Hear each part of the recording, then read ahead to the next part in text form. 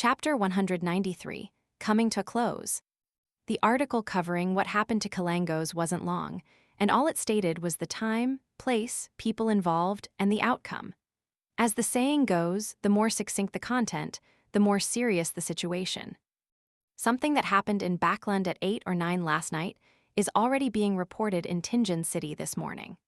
The spread of information in this world isn't too slow due to the exceptional contributions of Emperor Roselle. It must have been one of the nobles or ministers who attended the ball who leaked this information to some reporter. Then that reporter used the telegraph to send this sensational news to the news companies in various counties. The morning papers are usually drafted at night and printed after midnight before being distributed in the morning. There was just enough time to make changes and publish this article. Just based on this news, the Tinjin Morning Post would be able to sell an extra 1,000 copies. And that's only considering just this city. Klein's thoughts became more and more distracted before finally calming down. Since Vice Admiral Hurricane Kalangos is dead, that means that even if Mr. Azik is injured, it wouldn't be too serious. If it was serious, he definitely would have been captured by the mandated Punishers or Duke Negan's Beyonder bodyguards that were in pursuit of Kalangos. And when facing such a situation, Miss Justice and Mr. Hanged Man would definitely try their best to report it to me. The latter not happening is enough to indicate that everything is under control.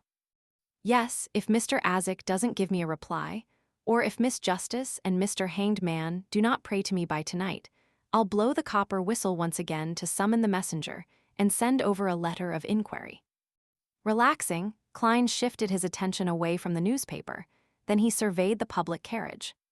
Most of the people who could afford transport like this could read, and under the influence of the term extra, many had bought the Tinjin Morning Post. Now, a few of them were quietly discussing the incident. The King of Pirates and the admirals have been terrorizing the sea routes for a long time. They back off when they see the battleships of the various countries, but they don't pay much regard to merchant ships. Even though Kalangos had only been inducted as one of the 7 pirate admirals for less than a decade, he's the first to be killed by the government. Frankly, I'm curious as to what he was doing in Backland. When a pirate leaves the ocean, death is a foreseeable outcome. Let's hope that there will be a more detailed report in the future. Holy Lord of Storms, I wish to know which of Duke Negan's bodyguards killed Kalangos. His bounty was a full 10,000 pounds. 10,000 pounds. If I had 10,000 pounds, I would immediately quit my job and buy 2 or 3 medium-sized nurseries. I would invest in the shares of some colonizing companies and railroad companies and receive a stable dividend every year. That's only the bounty of this kingdom. Intis, Fasak, Fainapotter, and some merchant organizations also have bounties for Vice Admiral Hurricane Kalangos.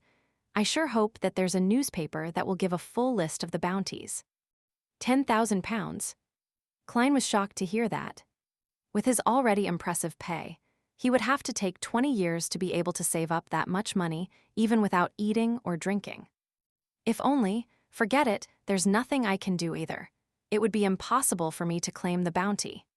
He folded the newspaper a little dejectedly and looked out the window of the carriage. At this point, he finally concluded that the incident with Vice Admiral Hurricane Kalangos had come to a close. All that was left was to tie up the loose ends, such as the batch of Roselle's diary that the Hanged Man had promised him. Backland, Sherwood Borough. Forswall and Zio Derecha were walking along the street towards the nearest branch of the Varvet Bank. My money seems to disappear without me noticing, Fors sighed. Zio felt the same way. That's right. Luckily, my book, Stormwind Mountain Villa, is rather popular, and there are still royalties being sent to my account. Otherwise, I'd have to find a clinic or a hospital and become a doctor once again. Fors let out a sigh, both in satisfaction and in worry. Zio was silent for a moment before carefully asking, will the investigation of Kalangos affect your status as an author? After all, we could be under the attention of the mandated Punishers, Nighthawks, and the rest. No, the only one they would focus on is you. Fors laughed.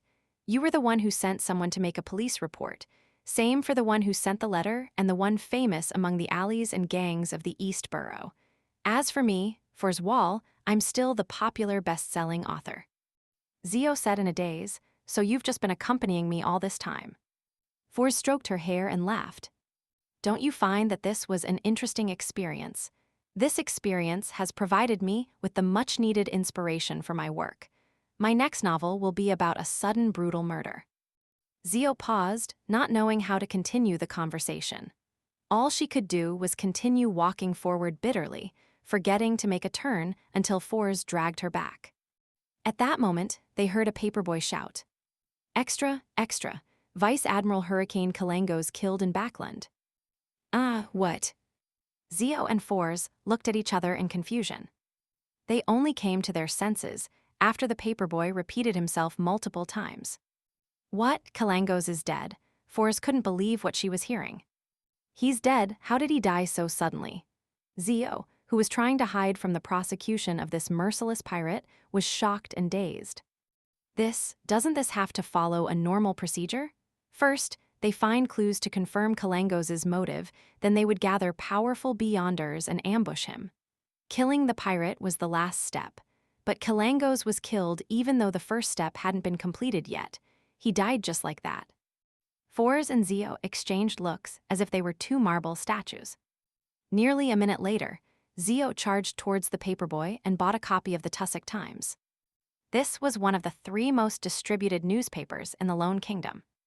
Oh, Kalangos is really dead, killed by Duke Negan's bodyguard. Oh goddess, Negan's bodyguard is. Zio gasped, leaving out the powerful beyonder that she had wanted to say. Fors looked at her good friend in pity. To think that you would believe everything the newspapers say. All right, perhaps someone realized Kalangos' motive in advance, and the mandated punishers, Nighthawks, Machinery Hivemind, and the military cooperated and executed a successful ambush. Zio froze and exhaled. We don't need to worry about it any longer. We can go back to our normal lives, but we have to avoid the sphere of influence of that police station from before. She looked at Fors and asked, a little worried, "How much do you think Miss Audrey will pay us now? I know that a few £100 wouldn't be too much to her, but we haven't really completed what she asked of us." No, at least we made Kalangos appear on his own accord. The reason he rushed to take action and fall for the ambush was definitely in some part due to our contributions, Fors consoled her. With Miss Audrey's generosity, she'll give us half the reward even if she's not giving us all of it. Let's hope so. Zio took in a deep breath and had an expectant gaze. I wonder who will claim that bounty of £10,000. It sure invites the envy of others. If I had that much money, I'd have become a sequence 7 or 6 long ago, but I missed the opportunity time and time again. Fors also felt a little sorry, but she reminded her friend, Zio, let us not contact Miss Audrey for the time being. Let her contact us on her own accord. There are too many hidden details surrounding the death of Kalangos. Looking for Miss Audrey abruptly could put us in a dangerous situation. Zio first nodded before saying in surprise, "How did you know that I was thinking of heading to Empress Borough?" Try guessing, Fors laughed in response. After a busy morning, Klein returned to the Blackthorn Security Company. He reported to Dunn Smith, "Captain, the people connected to Lanevis that I'm in charge of investigating have no problems. They were merely victims, not associated with any Beyonder incidents."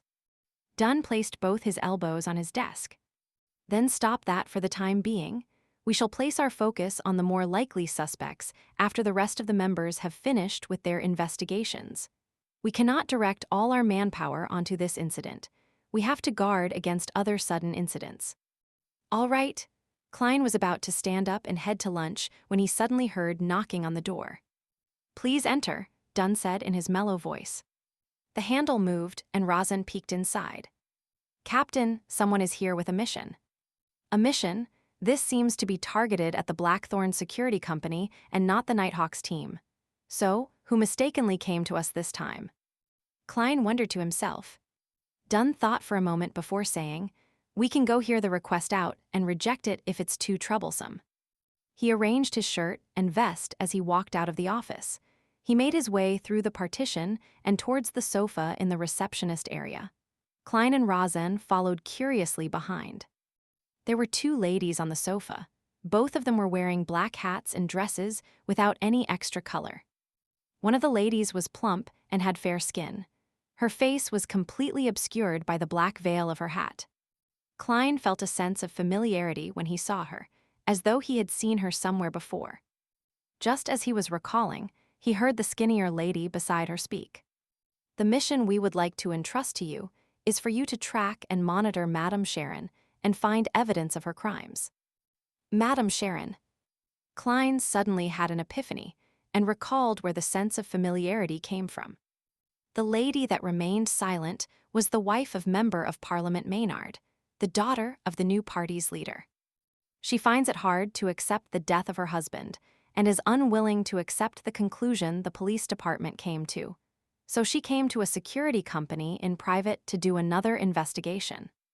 To think that she came directly to us. Klein shook his head and laughed to himself.